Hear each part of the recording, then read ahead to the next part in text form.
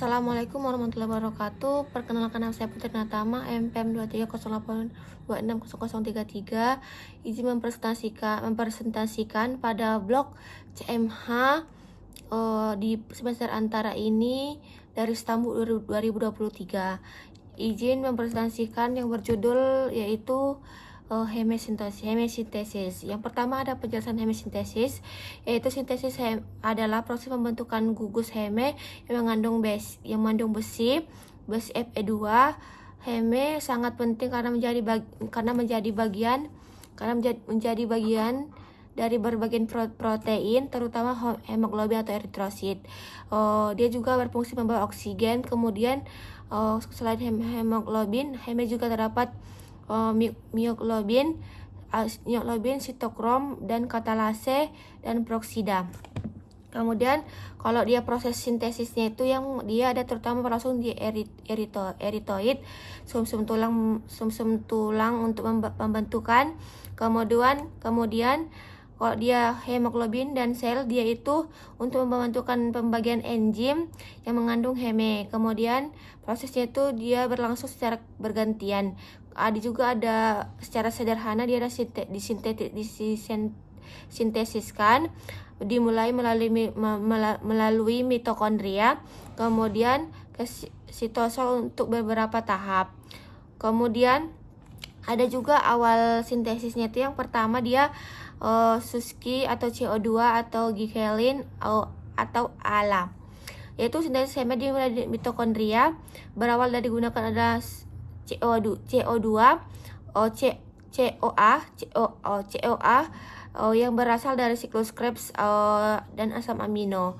Kemudian ada kedua molekul tersebut bergabung melalui bentuk enzim atau ALA sintesis atau ALAS yang ke faktor vitamin B6 berbentuk hidroksal atau fosfate atau VLP. Reaksi ini menghasilkan aminofulunik atau ALA. Adapun tahapan sangat penting ini, yang pertama dia ada merupakan rate limiting step, yaitu tahap yang paling menentukan kecepatan atau kesaluran sintesis heme, karena itu aktivitas ALAS dikontrol secara ketat oleh kebutuhan tubuh terhadap heme. Yang kedua ada ALA, yaitu atau probilinogen. Pertama adalah setelah ALA terbentuk mitokondria, kemudian keluar menuju sitosol. Di sitosol ada molekul, kemudian dia kalau berbentuk propinologen, kemudian dikatalasiskan oleh enzim, yaitu yang berbentuk JN2.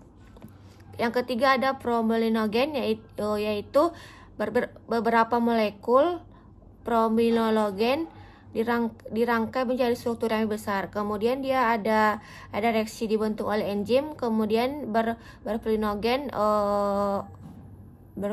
diaminase. Ada juga tahapannya, yaitu struktur propilin berbentuk cincin atau HMB, masih merupakan rantai linear yang nantinya akan mengenali siklisasi. Yang keempat dia ada hydromethylibilan, yaitu kemudian mengalami proses siklasi, yaitu rantainya itu linear, didapat berbentuk struktur cincin. Kemudian dia ada enzim berperan, ada 3 sintesis, ada sintase, hasilnya adalah uropirinogen 3 atau UVG3. Dia ada 11 macam, yaitu yang kelima ada uropirinogen, yang ketiga kemudian dia selanjutnya mengalami dekarbokisasi, yaitu pelepasan gugus karboksil dari molekul tersebut. Kemudian dia ada juga tahapannya, yaitu struktur molekul semakin mendekati bentuk profilin yang mengikat besi pada tahap akhir. Adapun kembali ke mitokondria, yaitu setelah berbentuk kembali masuk ke mitokondria. Jadi bagian tengah sintesis itu berlangsung di sitosol, sedangkan tahap-tahapnya itu kembali berlangsung ke mitokondria. Ada juga yang keenam, yaitu korporinogen. Yang ketiga, mitokondria ketiga mengalami proses oksidatif dan berubah menjadi protopirinogen. Enzim bertanggung jawab adalah coprorinogen atau oksidasi. Molekul yang berbentuk sudah semakin dekat dengan struktur akhir yang akan mengikat besi. Yang ketujuh adalah protopirinogen, yaitu selanjutnya mengalami oksidasi lebih lanjut menjadi protopirin, yaitu reaksinya itu dilakukan oleh enzim, kemudian dioksidasi melibatkan oksigen. Yang ke-8 ada protopirin, yaitu Fe2, yaitu enzim protase memasukkan ion besi Fe2 ke bagian cincin. Setelah Fe2 berhasil dimasukkan ke dalam cincin tersebut, terbentuklah heme. Adapun tahapan ini sangat penting. Kemudian dia ada heme tidak berfungsi tanpa Fe2. Besi inilah yang nantinya memungkinkan hemoglobin mengikat oksigen.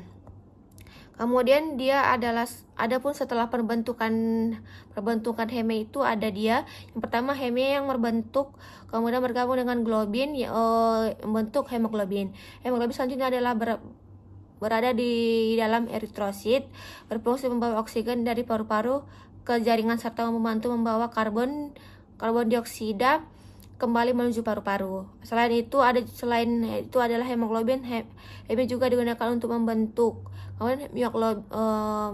mioglobin, yaitu menyimpan oksigen di otot. Kemudian ada sitokrom. Sitokrom itu berperan dalam rantai transport elektron. Kalau dia katalase, yaitu katalase membantu menguraikan hidrogen di peroksida. Kalau dia proksidase, yaitu berperan dalam berbagai reaksi oksidasi. Adapun tujuan utamanya, ini bukan hanya berbentuk hemoglobin, tetapi juga menyediakan gugus heme untuk protein dalam tubuh.